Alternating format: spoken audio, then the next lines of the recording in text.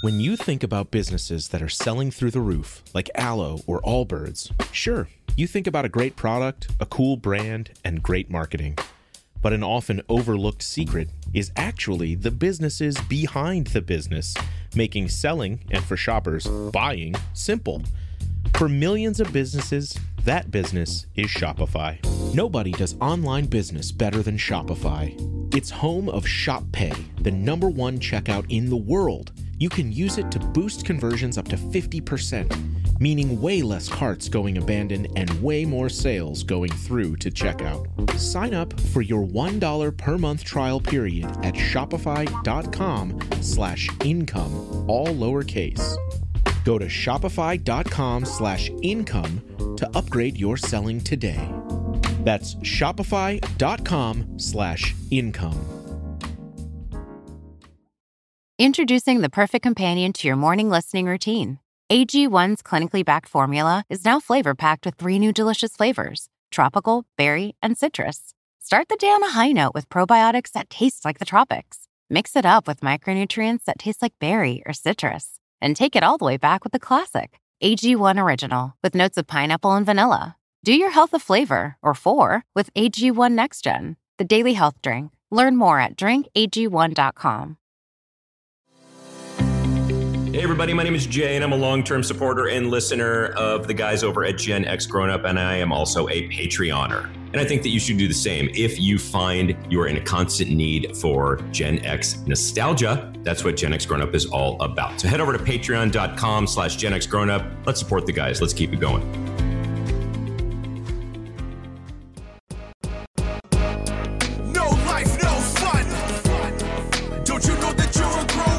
GenXGrownUp is a YouTube channel, website, and audio podcast you're listening to right now. All made for and by people who love exploring media, games, tech, and toys of yesterday and today through the eyes of Gen Xers who refuse to grow up. Your dinner cannot just be French fries. Basically, life sucks as a grown-up. Welcome back, GenXGrownUp podcast listener, to this episode 196, the GenXGrownUp podcast. I'm John. Joining me, as always, of course, is George. Hey, man. Hey, how's it going, guys? Good. You know that Mo is here? Hey, everybody. In this episode, we watch a new dramatic series where an American attorney visits Ireland, unravel a family mystery, check out some tech to alleviate some of those all too familiar Gen X aches and pains, and play the new remastered version of a legendary Xbox original, now available on all major platforms. We're going to have those topics and many more. Before we get into any of that, though, it is time for the 4th listener email. Look, we know that 3 of us are liable to listen, but anyone else does and takes the time to drop us a line, you are the 4th listener. And the 4th listener this time around is Tom. Now, Tom watched the podcast over on YouTube and dropped us a YouTube comment. And here's what he said. Hey, guys, I am listening to your backtrack about kids' rides. All right. Okay. When I was 10, my friend showed up to my house with a new dirt bike. After admiring his new ride, he told me that he caught his dad in bed with another woman, and this was his bribe to STFO. Oh my God. Wow.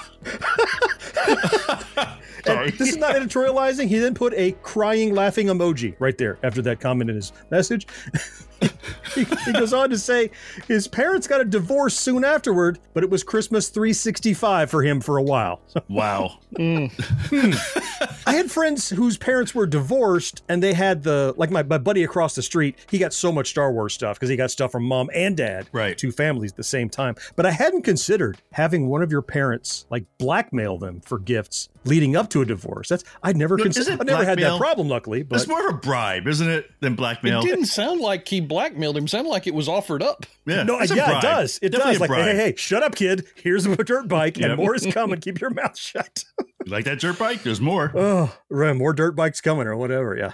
Tom, thanks for the story. Thank you for listening. We appreciate it every time one of the 4th listeners drops us a line. Tell us about memories that we stoke up for you. Listener, if you would like to have your email featured here on the show, you know it's drop dead easy. All you have to do is hit us up at podcast@genxgrownup.com. We read every single one, and most of them, like Tom's, will eventually make the show. All right. With that good business in the rear view mirror, it's time to jump into the body of episode 196 right after this break. This episode is sponsored by Friskies, who would like to tell your cats hi. Now, if that didn't get your cat's attention, there is one thing that always does the trick. Just pour some Friskies crunchy food in the bowl and you'll hear those paws come running. Works every time. With so many Friskies choices, you can always bring your cats running from their secret napping spots. There's always more to explore. See for yourself at friskies.com or visit your local store. You're listening to Gen X Grown Up. But if you have a friend who's not yet listening, why not? Tell them about us. They'll thank you later. Wouldn't it be nice if you could make your kitchen fresher and cleaner? Fresh and clean. Glad Kitchen Catchers can help you do just that. Fresh and clean. You see, Glad Kitchen Catchers have a unique odor-suppressing ingredient in every bag, working continuously to surround and suppress garbage odors. That's how Glad Kitchen Catchers help you enjoy a kitchen that feels fresher and cleaner. Glad Kitchen Catchers. Fresh and clean. Okay, here we go. Kicking off the ball, talking about media that we've been checking out since we last spoke. Now, of course, this could be television or books or comics or film or music or whatever you have been enjoying in the world of media.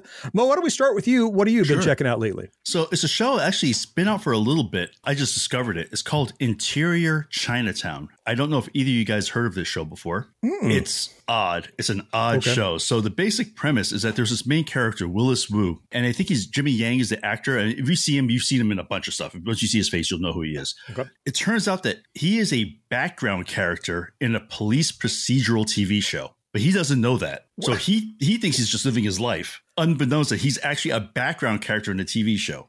So what happens that whenever so his life goes on, it's just weird things. Like every time he's in a fight, he talks to his dad. He says, every time there's a fight, I start really, really good. And then I just lose horribly. And his dad's like, because your purpose is to make them look good. You know?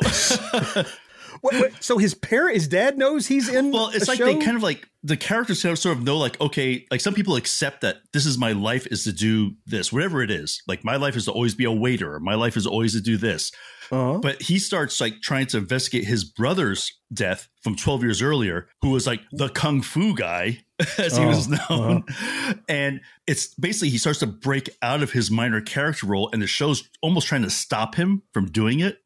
Like he can't walk into the police station because he doesn't belong there. So every time he tries to walk in, something happens and stops him. And you see a janitor's like, you don't belong there. You know, you can't go in there. You know, it's a weird show, but it's intriguing, the way they kind of built it. You see a lot of allegories like life and stuff. Right. This sounds an awful lot like a cross between Free Guy and The Truman Show. I was thinking Free Guy.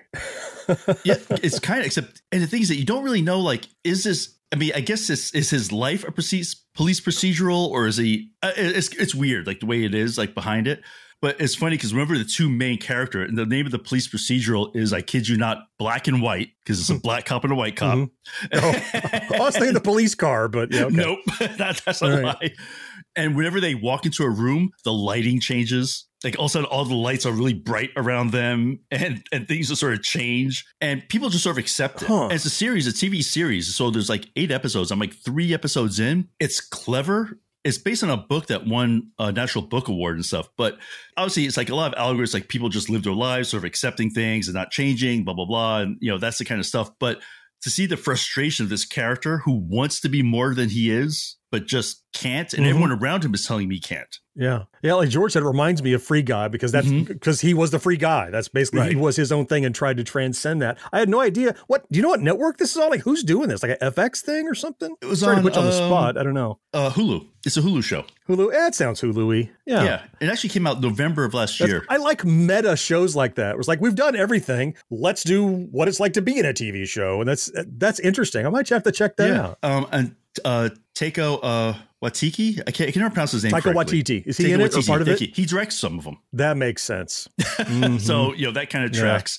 That checks out. It's got Ronnie Chang in it. I don't know if you know him, but he basically he's pretty much has his character he plays in pretty much every movie or TV show he's in, and he plays that one here too. But it's really funny just seeing the kind of the scenarios and stuff, and the fact that and there's also a cop who's the secondary cop. There's the 2 main characters, and she's brought in because she's an expert on Chinatown. When you look at it, everything looks like a TV set. Even the street scenes look like a stage, that kind of stuff. It's a really, really clever show. It's it's kind of deep. We start looking like really understanding Interesting. it. Super entertaining, really funny. So if you haven't seen it yet, it's definitely something worth checking out. You know, it's different. It's a different kind of show, which I like. Interior Chinatown. It's yeah, an odd you know, name, on a script, they start with like like exterior building, Chinatown. whatever. Oh, it's like a script note. Yeah, it's like a script Chinatown. note. I get so that's it. where it comes from. Huh, okay. Yeah. So if you haven't chance to check it out, I absolutely think you should. Right. Yeah. And John, so you actually going to bring up something that we've been watching, right? Oh, man. Yeah. Well, I tell you, I've been watching it. I know you have. Everybody I talk to who knows this franchise is either watching it or about to. On the podcast, you can't see George shaking his head, but that's okay. Look, you know what? If you don't want to watch it just to be stubborn, you're missing out on some amazing television. You've talked about Dexter for years. I've never picked up on it. You said everybody who knows about the show watches it. I know about the show. I just don't watch it. Oh, okay. All right. Well, you'll know more about it in a second, and maybe you'll change your mind. But I'm talking about Dexter Resurrection, which is the current series. Now, Dexter ran, I think it ended like in 2013. It ran 8 seasons. Yeah. It was okay toward the end. It kind of jumped the shark the last couple of seasons, had kind of a weak ending. They tried to fix that with a few years ago, they did Dexter New Blood, where they came back and his son shows up. Then they did this really cool prequel series called Dexter Original Sin, which was him as a young man, which was not too bad. But the current series that's running, and it's been running for the last 8 or 9 weeks. I could have talked about this at any point, but it's gotten to the fever pitch where I wanted to bring it up for anyone that might not know about it or might know about it and aren't watching it, like George, who's out there. You might want to know that it's a good show.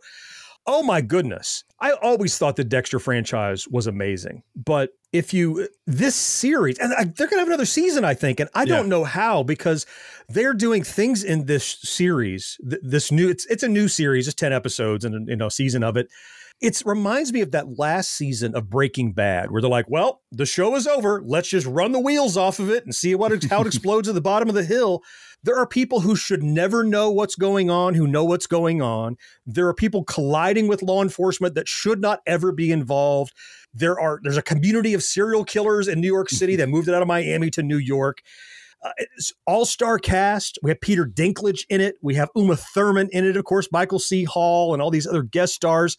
And I can't tell you, I've watched a lot of Dexter, and I've always enjoyed it. But this season, I end up having to pause it and go, whoa, oh my God, holy crap, damn. It's really amazing stuff that's happening. Whatever these current showrunners have done, they have caught the zeitgeist of this show and not only said, let's do a new Dexter series, but said, let's take everything that we ever have done and would like to see on screen and make it happen in this series. And it's some of the most satisfying television I've seen in a long time. It's one of those now that I got to watch the moment it comes out, unlike I'll get to it this week. It's so good. All right. So I'm going to start asking some questions now that you've taken a breath after that 20-minute soliloquy all about this Dexter relationship that you've built up over time. So yes, sir. A long time ago, I think I remember you saying that in the original series, Dexter, the main character that the series is named for, died. Mm-hmm. Do I have that right? In the main series, he didn't. No, not in the main series. So basically what we're talking about is Friday the 13th, Jason just keeps coming back and back and back and back and all that kind of bullshit. Which not exactly. I'm just pointing it out because people often lambast Friday the 13th because how many times is Jason going to come back? Well, Jesus Christ, is what, the 4th series for this Dexter guy now?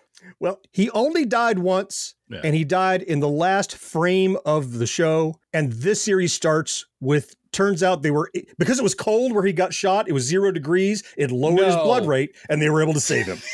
He never died on screen. Wait, so they saved a serial killer? What the fuck? They didn't know he was a serial killer. They didn't know he was a serial killer. They still don't know he's a serial killer. He was a gunshot These are victim. some dumb fucking people after 8, 12 years, however long it's been. They can't figure out he's the killer? Okay. He's just that smart.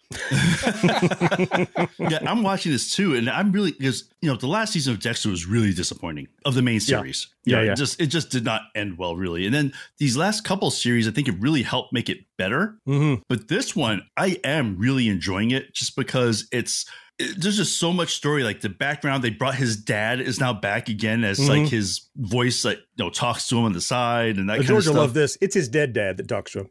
Of course it's his dead dad that talks to him because they just met like at the end of the first series. No, the main Dexter series, his dad's always talking to him also. Yeah. So it's like his dad's reminding him of stuff. But And just the cast and these serial, like I said, there's this whole band of serial killers, and it's Dexter, but not Dexter. I don't know. It's kind of hard to explain, but it's it's done really well. Dexter Light. Well, actually, I say Dexter Plus. Actually, Right, Dexter Plus. Right. Well, to your point, Mo, and you kind of to George's question. It doesn't require you to have seen all the previous Dexter. No. But if you have, like so many sequels, it really pays off because you know the texture of the show and the lore and why it's so important that these two people are in the same place at the same time. It's so crazy. So, I enjoyed it. Yeah, I would tell people it's a good starting point and it's great. But it's almost so much better if you've at least watched some of the original to know what the show was like, because you enjoy it even more. So highly recommend it. As I speak right now, probably by the time, actually the time this episode drops, the finale is out. So you can actually go and binge the whole 10 episodes. It's crazy. I can't wait. You in the future have the benefit that I don't have right now. I'm still waiting. So, all right, George, how about you? What have you been watching that isn't Dexter or somebody being resurrected? Well, at least it's an original series, although not necessarily an original premise. So I've been watching this series that I talked a little bit about and looking forward to segment a few episodes ago called Irish Blood. This is the one that stars Alicia Silverstone as an LA attorney who ends up going to Ireland because her father has recently passed away and he's from Ireland. And she goes over there more than anything out of curiosity. Turns out everything she thought she knew was wrong, kind of a situation. Her father had left her and her mother when she was 10 years old. And so she just always assumed that her father had abandoned them because she had misunderstood something her mother said then. And they never really talked about the situation because too painful and all that kind of stuff. Turned out, no, he left to protect them because of some bad shit that was going on around him due to his past activities. When she gets there, as I said, he's dead. She finds out that he has this family that has never heard of her or her mother because he never told them about it. Oh, like a different family he formed after he left? No, his birth mother and siblings. Okay, got it. They don't know anything about his American family because he was protecting his American family. He didn't want anybody in Ireland to know about them for fear that they might get hurt. So, the Lois Lane syndrome. You mess with Lois because you can't hurt Superman. Got it. Yeah. It's a solid series. I'll say that even though it's an Alicia Silverstone starring vehicle and it is 100% a female forward series, all of the main characters who are doing things and making things happen and are figuring things out are all women.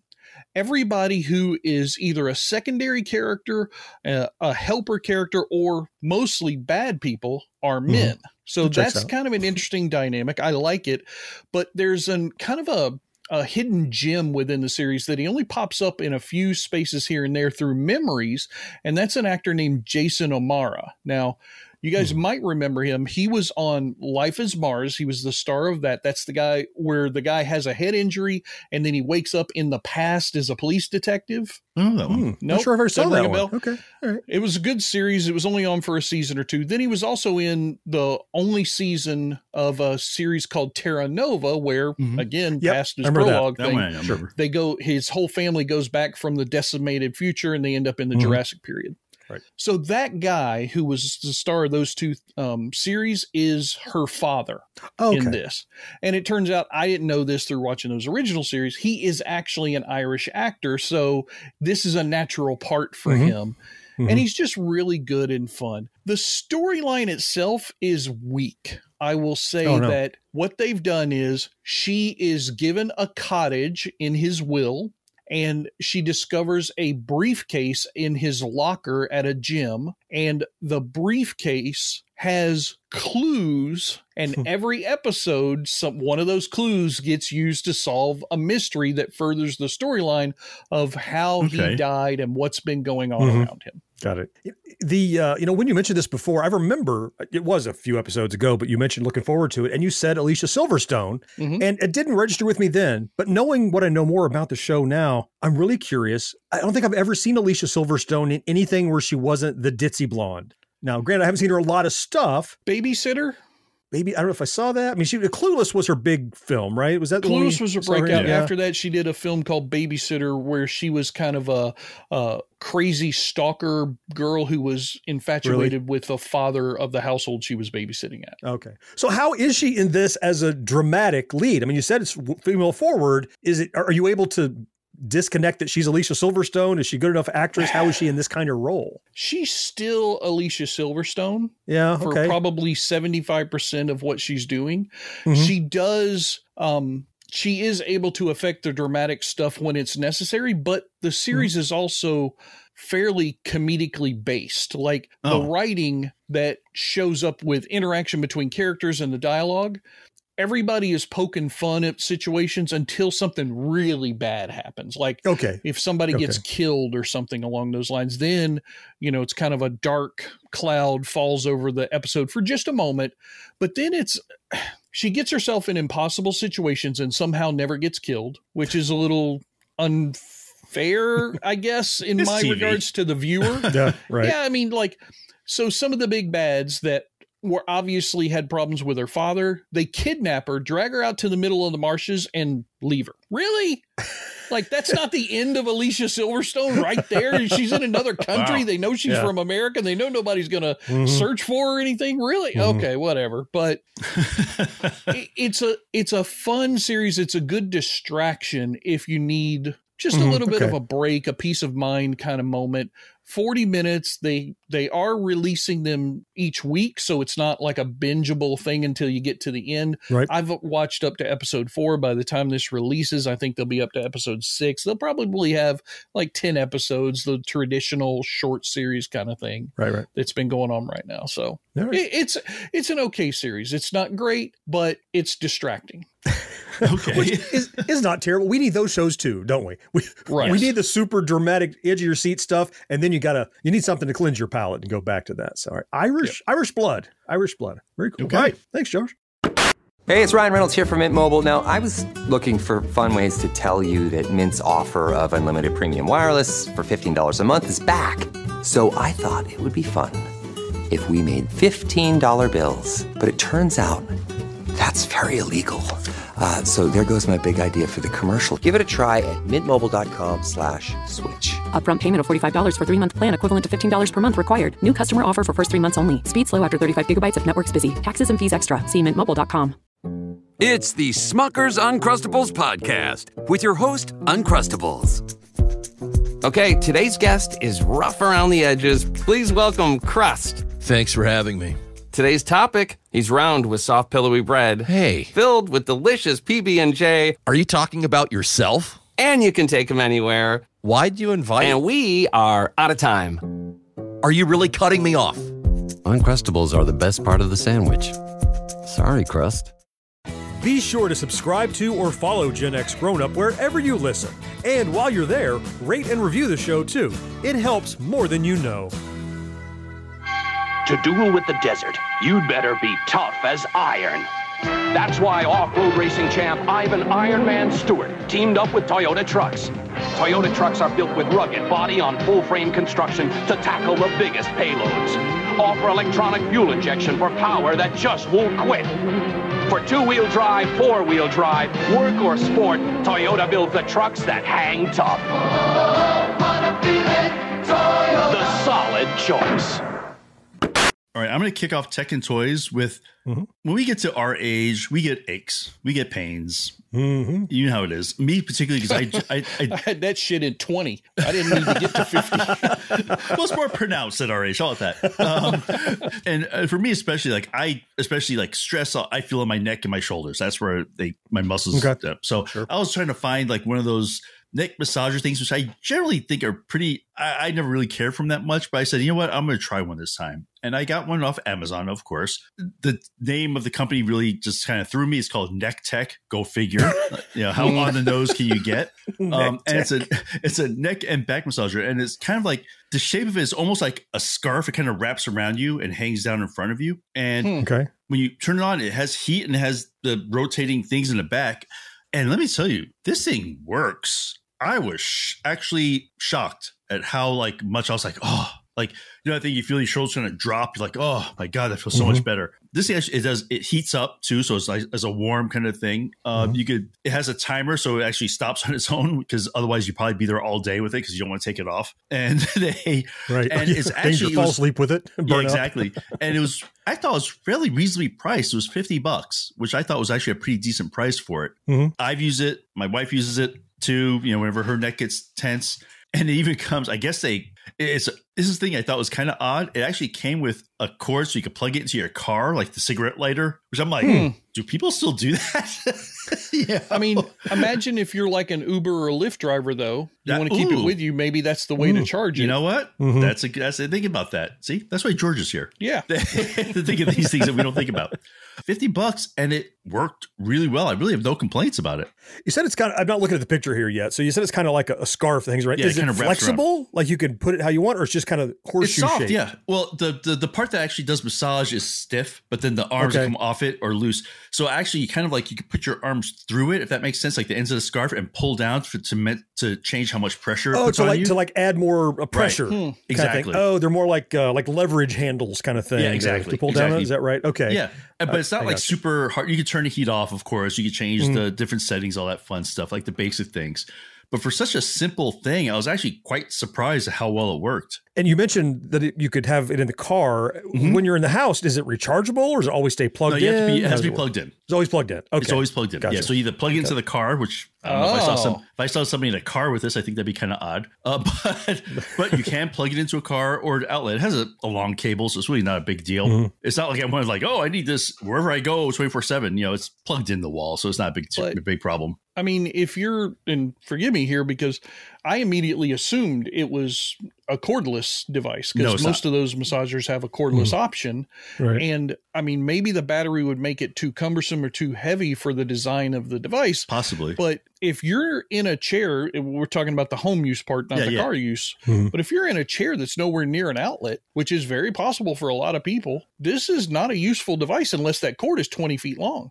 It's like an 8-foot cord, so I haven't had an issue with it yet. But you might need an extension cord depending on where you're at, right? Yeah, right. If it's that long, then just don't get it. Get something else. I guess. I'm just thinking like my wife could benefit from something like this, but where she sits in the living room traditionally, there's no plugs near that. I see. Yeah, right. We haven't run across it because we happen to use it in your outlets, so it has been an issue for us. Right. But if you wanted to do it any place, you would definitely need an extension cord. Huh. Just odd that they went with the batteryless idea. I would think they would have put a battery in it. Yeah, I don't know. Maybe that's to keep the cost down. Like I said, it's $50, which I thought was actually pretty reasonable for something like this. I've seen more pricey ones that were out there, but I mean, maybe, for sure. Also for the fact that it heats up, which I wonder how long a battery would last with the heating option. Generating heat, right? That just burns electricity, right? Because maybe I don't know. Like I said, I'm not an engineer, so I'm not sure. I'm not an engineer either. So I don't know, but George says I'm sure there are wireless options out there for ones if that's what you need. So anyway, that's what I have. So John, what do you have for us today? I have, interestingly, almost a direct follow-up to something George was talking about last episode or a couple episodes ago. We're talking about these wireless telephone, smartphone microphones that plug in, USB-C or Lightning into your phone that we then take to events that we use for microphones for, for interviews or for just, on cameras or whatever. And we talked about how we kept getting these $20, $25, $30 ones that were just crappy. And in fact, George returned the ones we got last time already. They're sent back because they just frankly weren't a good enough quality and the audio quality wasn't good. So on the heels of that, and I said in the last show, it's time to start looking for things. So I went shopping around, and you can pay as much as you want for these sorts of very small portable lavalier microphones. But I kind of looked for good quality brand name. What are then the affordable options within that? And they ended up landing. So DJI, the company that makes drones and gimbals and all these, great production material, they have a line of microphones, and they have a brand new one called the DJI Mic Mini, which is at its surface, it's pretty much what we've talked about. It's a little box that plugs into your phone, and then you have two of these lavalier microphones that you can then, put on yourself or on you and a guest or whatever you want to use, or just use one of them if you want. That's where the differences stop and the differentiating factors begin. So, yes, they're rechargeable. Yes, they have a nice little carrying case you can charge and all of that. All of the things that this does beyond that, though, I should say, by the way, I think it costs like $130, something like that. So yeah, it's about 5-6 times what we had been spending on them. But if it's 5-6 times more useful, it's well worth it. It's like your dress shoes, Mo, you said last time. Just spend the money on the thing. First of all, the number one problem I've had, well, number two problem, of the first three problems I've had is that not adjustable gain. Every microphone you put in there tends to sound overmodulated and too hot. The receiver has a gain dial on it. You can set the gain on it right away. Also, it has a built-in limiter. So if you don't adjust the gain, it's going to do its best to bring down the audio to prevent clipping, even if you don't adjust that correctly. You also have multiple ways you can use the microphones. You can use them with the included dongle. If you have another DJI device, like a camera or something, you can pair it with that and bypass the little receiver entirely if you wanted to. I don't have those, but you can. Then there are the ways you can configure the microphones. You can configure them as the old ones that we had seen, the cheap ones, where I put one on my lapel and I put one on Mo's lapel, and we're both talking, and it's both on the same channel. You can swap it around. There's a little phone app you connect to it. You can have those both independently record on separate channels, one on the left and one on the right, so you have isolated tracks. That's cool. You can also have them each perform backup duties. So one will record at a normal volume, and one will record at a lower volume. In case there is noise or problems, you can go in and switch to the other one. It has a myriad of ways that you can use it and electronics that are involved using a phone app to adjust not just, you're transmitting audio from me into your phone, but more importantly, how is it being transmitted? How is it being processed? What is the ultimate recording going to be? On what tracks is that audio going to lay down? And even though it doesn't work well, it does provide an option for a straight Bluetooth connection if you want to bypass the receiver entirely. And when I say it doesn't work well, it doesn't have near the audio fidelity. It works, but it's more akin to what you bypass the receiver that has the gain control and everything. It's just a straight mic, a little lower quality. You have Bluetooth compression and stuff, but those are among the options that you have on this. So just like with the other ones, it has 2 microphones. It has the receiver and the charging case, and then it adds in all these other functions and features that add into it. And I'm going to be going to RetroCon in Pennsylvania in a week or so. I guess tomorrow, the day after this show drops, I'm getting in a plane heading up to Pennsylvania, where I'll give this a first big test because I'll be in an environment where it's very, very loud, like it was for you, George, like it is for me at shows and CES and stuff, where I could try it. It also has noise reduction, another option in there. So I'm not doing mission critical things at RetroCon, but I'm going to use it as a test bed to really put that microphone through its paces and try it in a hot environment, not just here in my studio, and really try it out. It turned out to be, look, we tried and tried and tried, and they were junk. And now got a good one that looks like, for the money we paid, damn good. So I'm excited to have finally picked one that seems to meet all the criteria. I was looking at it. It looks like this one also connects to like cameras, aux inputs. It sounds like it can pretty much connect to anything you want it to. Oh, absolutely. Well, as long as it has a 3.5 millimeter, right? Right. It's got that output. So. But it has that, but plus iPhone, plus phone, right? USB-C. That's right. Yeah. Thank you, guys. I forgot to mention, it has a cold shoe slot on it, so you can slide it onto the cold shoe on top of your camera, and then plug a little aux cable for just a regular microphone for like a DSLR or a mirrorless or something. Yeah, it has a number of ways that you can use it that are really production people in mind, the different ways that you might want to use something like that. Yeah. Very cool. All right. So as always, links down in the description for either get your neck massaged or get a good microphone if you've been looking for one. You can check those out, and we'll be right back after this. With a major selection of the looks your kiddos love, starting at just $4 in the Walmart app, a new school year means a stylish new them. Who knew? Find skater skirts and Crocs that say, I'm casual but cool. Sparkly sneakers that say, it's my classroom, you're just learning in it. And preppy polos that say, I'm the teacher's pet, even if they're mommy's menace at home.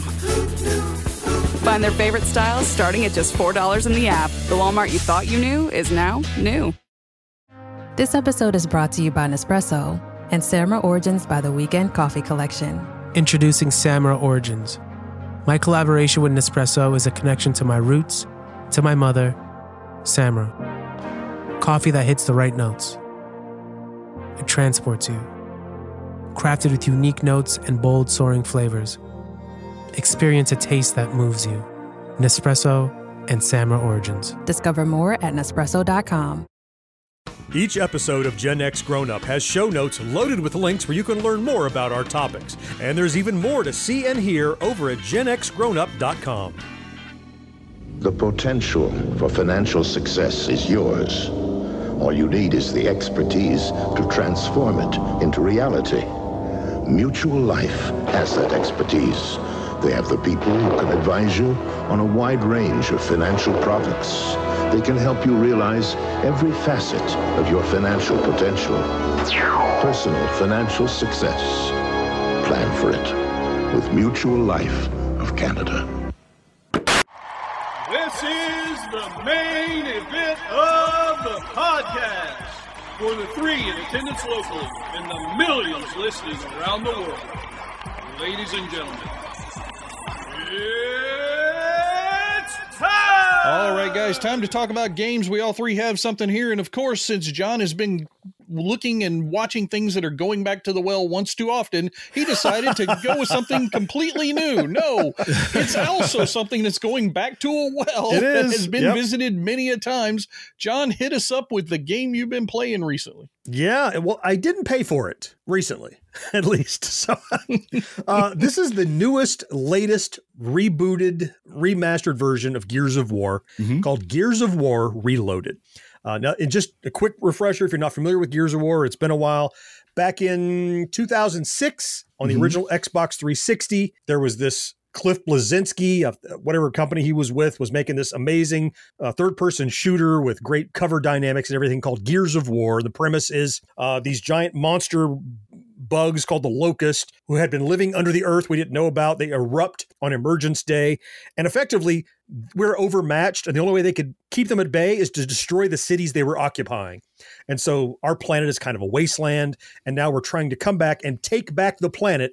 And all these guys are big, thick-necked, muscle-bound monsters that look like linebackers that are, and the chainsaw bayonet, probably the most signature device from that. So it came out in 2006. There have been sequels, Gears of War 2 and 3 and some other stuff. Maybe 5 or 6 years ago, they did something called the Ultimate Edition, which apparently wasn't, because here we are years later doing another one. The real distinguishing factor with Gears of War Reloaded, of course, it's everything a remaster would be. It's updated textures, updated frame rate, stability, and all that. The big thing here is Gears of War was always an Xbox Microsoft exclusive. Absolutely. You only play it on their stuff. Not anymore. This release, not only is it on Xbox and PC and PlayStation and I think Switch 2. Yeah. Wow. Cross-play. Doesn't matter what platform you're on, you can all get in the lobbies and play together now. That's cool. So all the you can play the campaign together, you can play the multiplayer, the squad matches, the sudden death, stuff like that, capture the flag, all those sorts of good squad-based things that you can play. And I mentioned I didn't pay for it. They're really cool. I saw a lot of people complaining, they just did the Ultimate a few years ago. They're money grubber. If you bought any one of those earlier versions, Microsoft sends you a key to get this one for free. Oh, okay. Yeah. I first learned this was coming. I think I said I was looking forward to it last time. Yeah. George mentioned it on his news segments on Bit by Bit on the YouTube channel. I'm like, cool. And not 2 days later, I got an email from Microsoft. Hey, good news. Go plug the key in. You could get it on the day it releases. And sure enough, it released last week. Now, Mo, I'm going to give you a link. I did a live stream the day it released over on the YouTube channel. And here's the thing about remasters. I think about when BioShock remastered, if you haven't played it since when it was new, probably in your head, it looks better in your head than it looked in reality. So when you watch the remaster, you're like, oh, this was always gorgeous architecture. Right. No. Yeah. You go back and look at the old one, you're like, oh, that was blurry shit back then. I just didn't know. Because your mind is up-resing what the experience is, as you play a game. All the way back to Adventure, we learned that. That duck's a dragon. I'll just accept it. But they really did up everything. The frame rate up, the quality up, and the game is just as fun as it was before. It's mindless fun. The story is garbage. It's just defeat the bad guys, blow up the thing, run from the monster, those sorts of, and a lot of variety, chain gun stuff and on a train stuff and rolling stuff. But Gears of War was always good, and it's still good. And now it's not sequestered into the Microsoft environment. Anyone can play it on pretty much any major platform and enjoy it together, which is really nice. If you bought it before, you're going to get it for free from them. See, this game actually has a lot of fond memories for me because I think back when we first met, John, and you talked me to getting an Xbox, this was one of the first games I think we played together. Yeah. It was Gears of War. It was pretty new. Yeah. It was new at the time. And I can't tell you how many. We played the campaign. Then we started playing like just the survival missions. We played the crap out of this game. And it is, I still have very good memories of it being just just mindless fun. I mean, that is still what it is, right? Yeah. Somebody's down, you curb stomp them and smash their head, or you catch them with the chainsaw. The chainsaw, best cuts them thing in half. ever. It's crazy. Yeah. Yeah. So it's nice to see. I'm going to guess this is probably one of the last iterations we're going to see for a long time. It's pretty much the ultimate version in my mind that you could get. But it's damn cool. And if you never experienced it, now it's probably a song to pick up. If you have, it's worth going back to play again. So I'm really enjoying it. Cool. Mo, how about you? What have you been playing? So this is actually another old game, actually older than your game even. Oh, it's the Forgotten Realms, because way back in the day, they came up with these D&D games for PC from Forgotten Realms. Eye of the Beholder was like the big one. Right. And so they basically, I wouldn't even call it a remaster. They basically made it so that they will work on modern hardware. It's pretty much all they did. They put it in a wrapper so you can play it on you can play exactly. Windows 11, yeah. Gave them the GOG treatment. Exactly. You get the first 3 games, the Eye of the Beholder 1, 2, and 3 for $5. And I was like, you know what? I'm going to try it. I mean, it was $5 first. And there's just something, how did I put this? There's something like, it's compared to like, especially Baldur's Gate and the modern D&D games. I mean, it's, light years apart from each other, obviously. But there's just something fun and engaging about these games that it almost like the modern games kind of lose it in the way, because the graphics are so good that they didn't have to focus so much on a lot of things, that this game like did its best to kind of help pull you into the story a little bit more, help your characters are a little bit more like they're not as like in depth, but in a way it's simpler, but that's better because the new ones use modern D&D rules like fully, like completely in it. So knowing those little nuances and stuff like, oh, if I get this skill and this skill, they'll complement each other, stuff like that you don't have to worry about with this. It kept it pretty basic. It's just more hit points, more damage. That's what you're looking for. Exactly. The fireball. And so I got it and I played it just from nostalgia reasons. And I wound up playing that first game for a while. Like it shocked me how long I was playing it. I looked up, I was like, holy crap, that much time has passed. Because it was just fun. And you actually have to read, you actually have to read text for the stories and you have to read all this stuff. And for $5, I was like, man, I said, I'm definitely gonna get my Corys out of this thing. Sound like you already did. Oh, yeah, I already did. Because for you don't know, Corey's is a system a good friend of ours, Corey, came up with it. He says you got to get an hour's worth of playtime for every $1 you spend. So for $5, I'm like, oh, I will totally get my Corys out of this sucker. And it's the first 3 games, and they're not short either. Each one is quite a while to actually get through and finish. And you said this came with 3 games. It's 3 in there. It came with the first 3 Eye of the Beholders. Okay. So it comes with all 3. And it's funny looking at between 1, 2, and 3 is like, you do see the graphics got a little bit better. Again, not leaps and bounds compared to today. And it wasn't high res motion graphics. A lot of it was still graphics and stuff. But again, you appreciate what they did with what they had. Like kind of looking back to the 2600 games, like, people, they're blocky. Well, yeah, because they had like 4K to work with at most, or something less, or probably less than that, And this one too, I mean, these came out in the early days of PCs. And at the time I remember playing it, I thought it was freaking the most amazing thing I ever saw on a computer ever. And it would never, ever be beaten. Multicolor graphics. Oh my goodness. Oh my God. EGA, But so again, if anyone's ever played these before in the past, for $5, it's just a fun trip to go back down there and play them again. Cool. All right. Yeah. They were. I remember playing them in the day. Yeah, they're fun. Oh yeah, for sure. So now, George, what the hell is yours, George? I just see what? No. No. No what? No. I don't know how to toss this to you, man. Okay, just for people who don't know, all George wrote is "fuck me." That's all he wrote. So I don't know what that means or what to do about that. I know. Yeah, John knows because I told him because I complained about it all fucking week. I've been playing Crime Scene Cleaner. God damn it. Fucking 17.2 hours into this goddamn game. It sucks you in, doesn't it? This was the game Mo was playing last time, right? Yeah, let me do the whole thing. If I'm the one who have to suffer through it, I get to talk about it. Right. So yes, Mo brought this up in the last episode, and I gave him shit because he likes to play these games where you do boring, mundane tasks that are essentially just work, but they're classified as a video game. And I didn't understand why you would want to spend your fun, free time doing something you normally would do during work. Well, I still don't fucking understand it, but I can't quit playing this goddamn game.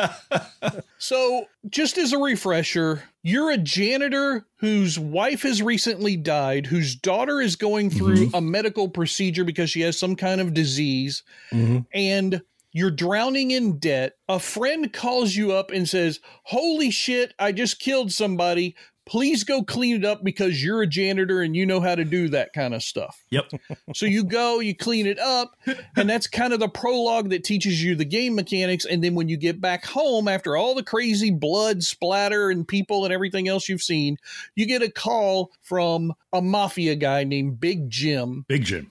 And Big Jim he's not a Big Jim sounding voice actor. He sounds like Ukrainian or Russian maybe or something. But anyway, he then puts you on the mafia payroll, and for the rest of the game, you're going out and cleaning up crimes for the bad guys. Not what you might think of, like for the police as crime scene cleaner. You think you might know you're not doing this for the police or the good guys.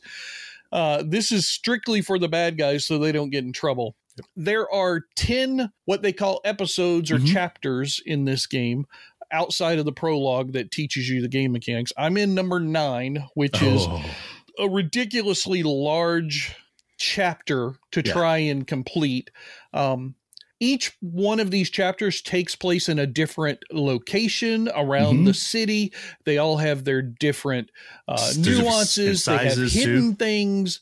They have all these different just little gotcha places and stuff, but they do build upon one another. Yeah. You start to learn, oh, I better not use my mop whenever there's glass around, or I'm going to be picking up a shit ton of trash later on, that kind of stuff.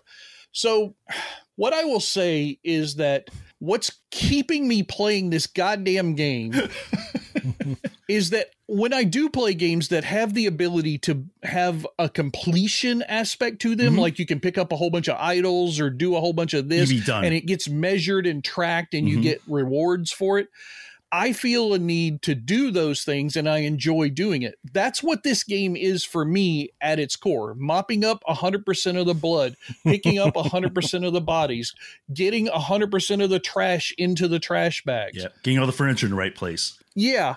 But then there's also the little secrets, finding these little it's pretty cool. Recordings that you get to put up on your wall in your basement later, these little cassette tapes, or finding the secret hidden locations in a place that, you know, some of it informs the quote storyline, which is very thin, but still it's there at least. But I just couldn't stop. Every time I play the goddamn thing, I'm 2 hours in before I realize what the hell happened. So John's got his hand up, everybody, so I'm going to let him belittle me a little bit here because I fucking deserve it. I'm happy that you found a game you like. I really do. I don't like it. You do. That's the more of an obsession. So interestingly, if you listen to the last episode, Mo actually gifted us both a copy of this. I think as a prank or something to give us. No, I knew I was right. Okay. And George, I had the opposite experience from you. I fired it up. I was excited to try it. I walked in the first room and I'm like, oh, I see there's some blood. And I mopped up all the blood. And I'm like, this is not a big deal. Then you open a door to the next room and it looks like a sprinkler of blood went off in that room. And there's a body and things are smashed. I'm like, oh, the anxiety hit me. And I'm like, I don't want to do this much work. And I turned it off because it felt, like you said, it feels like work. And it gave me too much stress because I'm like, well, if I don't get it all right, I'm going to fail. It's like the opposite of your experience. You want to get it all right for the endorphins. And I'm worried I'm not going to get it all right. Oh, John, I think if you persevered through that first one, you would get hooked. Maybe. If you just got that first thing done. So, okay, I'm going to say something that's going to even make George maybe more or less upset. I'm not sure which. Okay.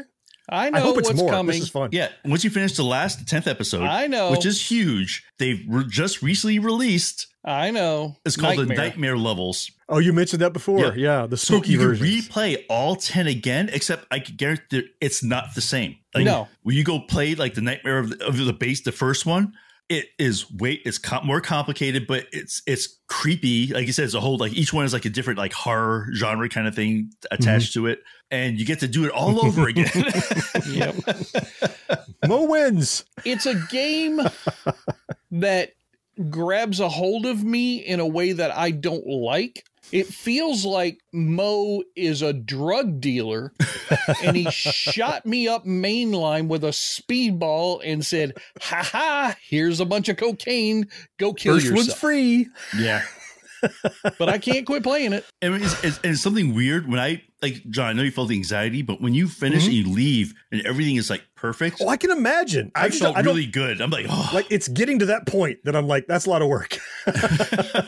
It is, and it gets worse. The levels that you keep going up, every chapter gets a little bit bigger, a little bit more complicated. New things come in. You, of course, just like in any one of these types of games, Mo talked about it last time. There's a skill tree, and the skill tree is not small. It appears small if you're not paying attention. When you first look into it after the prologue, it looks like, oh, all I have to do is increase my sponge and my mop and my buckets and everything's good. No, there's like 15 different skill trees on there for getting new items, carrying multiple infrared lamp things that show ultraviolet blood and all this bullshit. You can get all your cleaners. And by the way, there's another glitch because one cleaner is called strength twice, but it has two different symbols because it is two different things. So that was apparently because of a translation mishap from where the game was programmed to where it is here in American English. Anyway, I've done far too much goddamn research on this game. I've looked up forums to figure out, oh shit, there was this thing behind the pool underneath the statue of this that you missed. I mean, God damn it. I think I thought it was neat that they took the basic game, which is you clean up, but they added, like you said, these little things on it that like makes you want to kind of like find like the hidden room over here or find this little thing over here. And like, there's more to discover. And some of the basic stories that you do realize that there's like a new story inside of it that you didn't realize. Like, holy crap, it's not just this. It's a whole other thing I didn't realize, you know? It's designed for sufferers of OCD. Yes, that's what this game is. Yep. If you're an OCD sufferer, this game is going to make you happy and miserable all at the same time. Yeah. Miserable until you do it and then happy when you do, right? Until you get it satisfied. Exactly. At the end, you'd be like, oh, exactly. Yeah, you get that back massager I got afterwards and you're fine. I just played a little bit and I feel like I needed it. Hey, it's Paris. You know, I love sparkly things, right? Like stars. Duh. And thanks to Hilton and AutoCamp, I just slept under them. Picture me, serving looks by the fire outside my luxurious Airstream, making s'mores with the kids, while a national park is our backdrop. The great outdoors meets Hilton hospitality. That's hot. Explore all the new ways to stay at Hilton.com. Hilton for the stay. This episode is brought to you by Indeed. When your computer breaks, you don't wait for it to magically start working again. You fix the problem. So why wait to hire the people your company desperately needs? Use Indeed's sponsored jobs to hire top talent fast. And even better, you only pay for results. There's no need to wait. Speed up your hiring with a $75 sponsored job credit at Indeed.com/podcast. Terms and conditions apply.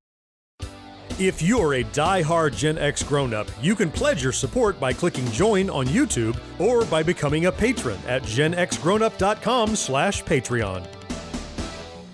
For generations, we've seen more and more of your faithful friends munch happily on Milk-Bone biscuits because Milk-Bone has the taste dogs love. Now there's new Milk-Bone dry dog food. We've put that famous Milk-Bone taste into a 100% nutritionally complete food. And now a whole new generation of dogs is enjoying the famous taste of Milk-Bone in a dinner. New Milk-Bone dry dog food. You know the name. Your dog knows the taste. As we come into the back end of the show, we always like to take a few minutes here to talk about the things we're either looking at right now or looking forward to between now and the next time we get together. And I want to start with George now that he's got the cleaner off of his back a little bit, maybe. Let's see what he's got coming up next. Yeah, pair of movies, both releasing on September 12th. So the first one is a Stephen King adapted from a novel, The Long Walk. Oh, that's coming out really 12th? looking forward to. I've seen a couple of trailers on this. Oh, looks right. like it's going to be a fun adaptation of the book. I don't know if fun's the right word. Second one is a movie based on a anime series that my son and I are both very into. He was into it from a very young age, and he got me interested in it, called Demon Slayer, and this one is called Infinity Castle. There's going to be a multiple series of movies that are going to finish out the whole manga story arc, but they're all going to take place in the Infinity Castle. This is movie number 1 of that group of movies. So we've already got our tickets to go see it. We're definitely looking forward to it. But then the thing that I think I'm most looking forward to, and this is based off of a Amazon Prime series. So this is a spinoff from The Boys called Gen V, and they're finally coming out with season 2. Oh, they are. Which Okay. I'm very happy of that, because season 1 left it off in a place that it needed a follow-up for sure. But The Boys, which came out with its 4th season, I think it was, after season 1 of Gen V, made it feel like, oh, maybe we're not going to get any more. But it turned out we really are. And we're going to get another season of The Boys to finish off that whole arc, I think, as well. I hope so. Good on them. That's on September the 17th on Amazon Prime. I know that's a little bit further out than we normally do, but I'm really looking forward to it. All of us here in our household watch those series and like them. So Michael and my wife and my kids, everybody getting to sit down and watch this. It'll be a lot of fun. Cool. So that's what I'm looking forward to. Mo, how about you? So I'm looking to finish that TV show Interior Chinatown. Okay. Like I said, I'm a few episodes in. It's weird, but so I know I got to finish it. So I'm going to do that. Only Murders in the Building is coming back September 9th. Which is cool, which I was so surprised. I didn't think it was coming back that soon, but I think about that series. I just enjoy it. It's just like a fun series to watch. What I'm really most looking forward to, though, is Spinal Tap 2. September 12th. Man. A direct sequel with the same actors who are all way older. I think I saw Rob Reiner said we have to do this before one of us dies because they're all getting really old. It's like the subtitles, like Spinal Tap 2, The End Continues. Yeah, which is perfect in their line of humor with this. Yeah, looks great. And I think it's been a while since I've seen like a real like mockumentary where there's like a lot of ad-libbing, like, you know, where you just it's just a talent of the actors. And that's what they do. They could just pull a scene off off the top of their heads and do some amazing work. So really super looking forward to that coming out in the theater September 12th. So that's what I got. So how about you, John? A few things. So starting actually the day we're recording, this is coming out August 29th. So it's out now for you to watch. The remake of The Toxic Avenger starring Peter Dinklage.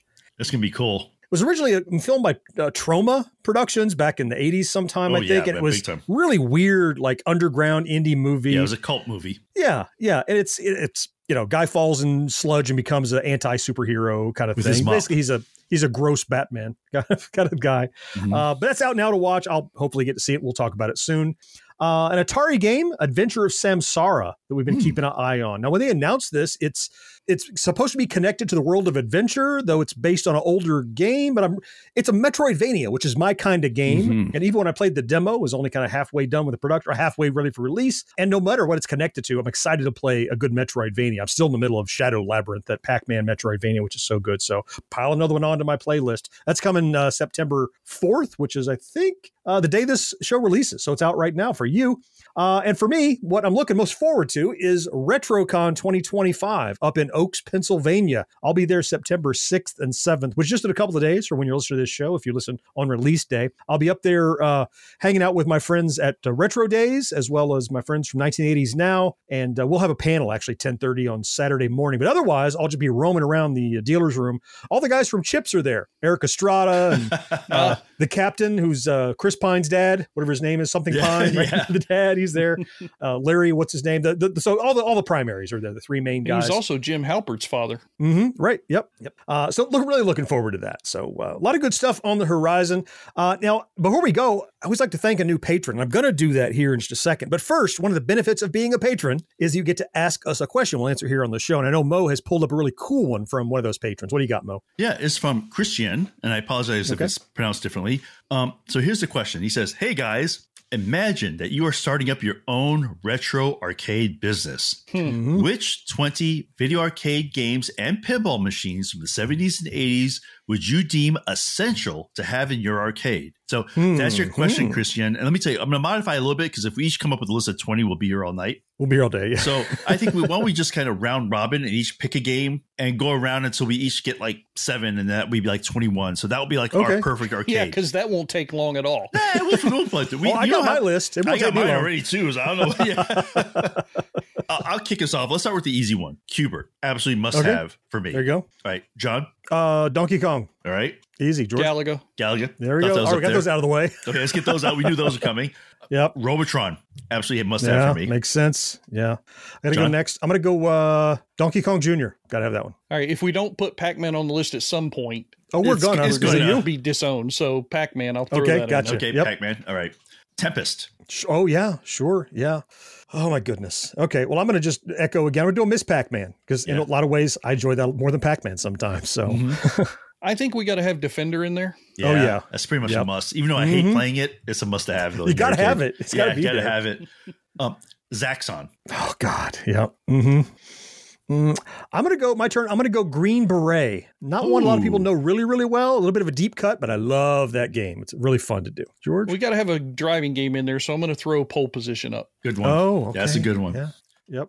Let's see. I would throw Burger Time. Oh, yeah. Yeah. No. It's a good, I love Burger Time. Gotta have to play that one. Well, if you think Burger Time, I got to have Dig Dug. That's my next one. Okay. Yep. Okay. I got you covered. What do you think, George? I'm going to throw an oddball one out for number 5. I'm going to throw Pingo in there. Oh, Pingo. yeah. Oh, that was a good one. Of course. That was a good one. Wow. Battlezone. That's an obvious one, isn't it? What am I going to do next? Oh, man. I just have a couple left. That's rough. Oh, Mortal Kombat. Oh, yeah. I was wondering when the first fighting game was getting in there. Yep. I'm surprised we haven't done it yet, but I'm going to throw one of these in here. So I'm going to go with, Asteroids, because that was the first of the 2 that I'm thinking of that I played. Okay. All right. I was along those lines too. Oh, man. Sinistar. Oh, damn it. That's a good one. Sorry. See, here's my problem now is I have about 5 more, and this is my last pick, right? Yeah. My last pick. I want to say Street Fighter, but I'm not. I'm going to go with Yi Are Kung Fu. What? Wow. Yeah. You got a little bit of a deep cut. That's I know, a deep cut one for sure. For my arcade, it's got to be. Now, George's last here, and he's not called out one of his favorites. I'll be stunned. I'm on the same wave with you. I don't know if he's going to pick it. I'm bookending it because neither one of you guys were going to pick it. So start with Galaga, finish with Dragon Slayer. Dragon Slayer. There we go. There's our run. But what surprises me is Mo didn't throw Tempest in his list, and John didn't throw Missile Command in his. Oh, I know. It's just so many. Oh, shit. So all right, one more round. Yeah. Tempest. One more round, Mo says. Missile Command. All right, so that's our list. Great question. So, hey, guys, if anyone has any suggestions, I'll put this out as a question actually on our Discord channel, too. I think we'll get a lot of great responses. But, if anything that you think should be in that perfect arcade that we didn't pick, let us know. But again, if you want your question answered on this channel, it's super easy. Just go to GenXGrownUp.com/Patreon. As little as $1 a month, throw your question at us, and there's a great chance that we'll answer it right here on the show. We didn't even get into pinball at all. That's right. Oh, I know. Oh, yeah. I had like 5 pinball machines to throw in there, but... Well, we'll build the annex. It'll all be pinball. Yeah. After the first 20. I mentioned I had a new patron I wanted to thank. Now, I think I've actually might have mentioned Joey L before, but I wanted to share with you. He joined just before we went to SFGE this year, and he dropped us a line when he joined, and I wanted to share with you what he had to say. And Joey says, "Hi, guys. This is Joey. I just joined Patreon today. I've been listening to the podcast for a while now and wanted to show my appreciation for all the entertainment you provide. Oh, that's cool. I originally found out about GenXGrownUp on YouTube and didn't realize it was a podcast until I got to meet the 3 of you at SFGE a couple of years ago. Oh, wow. Nice. I listen to the podcast whenever I'm in the car and working my way through the back catalog. My son Peter and I also love watching the YouTube videos together. We live in the metro Atlanta area and are excited to see all of you again at SFGE this year. That was last month. Yep. And I love being the 4th listener. I'm excited to now offer my support." And Joey, we appreciate you. Appreciate that note. It was great to get to meet you at SFGE. And we're happy that we got to tell you about the podcast, so you weren't missing out on half of the stuff that we do. So like Mo said, patreon.com/GenXGrownUp. Sign up to support and do what Joey did. We really appreciate you. That's going to wrap it up for this edition of the show. Don't worry, we'll be back in 2 weeks with another one. Next week, though, is our backtrack.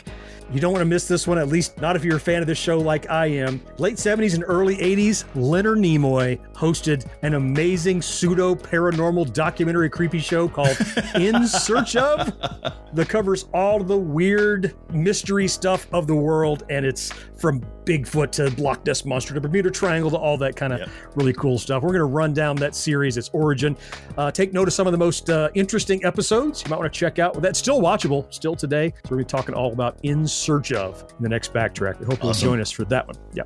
Until then, I am John. George, thank you so much for being here, man. Yes, sir. Mo, I appreciate you. Always fun, man. Fourth listener, it's you we all appreciate most of all, though we can't wait to talk to you again next time. Bye-bye. See you guys. Take care, everybody. No life, no fun. Don't you know that you're a grown-up? GenXGrownUp is a member of the Evergreen Podcast family. Learn more at evergreenpodcasts.com. While she shows till sunrise. Unacceptable for grown-ups. Your dinner cannot just be french fries. Basically, life sucks as a grown-up. Is that the sound effect? Thanks. I'll use that one. No, I'm trying, but it's terrible. We're adding it now. Thanks. Don't have to do it in post. Could someone just act out an old commercial, please? I don't have to do that. Mikey won't eat When it. I think about my lucky lady, I pick up Lucky Strikes. Lucky Strikes when you're thinking of that lucky lady. Nice. I don't want to grow up very much. It's a VHS, it's kind of warbly. It's different. Okay, here we go. Media. Did you like that?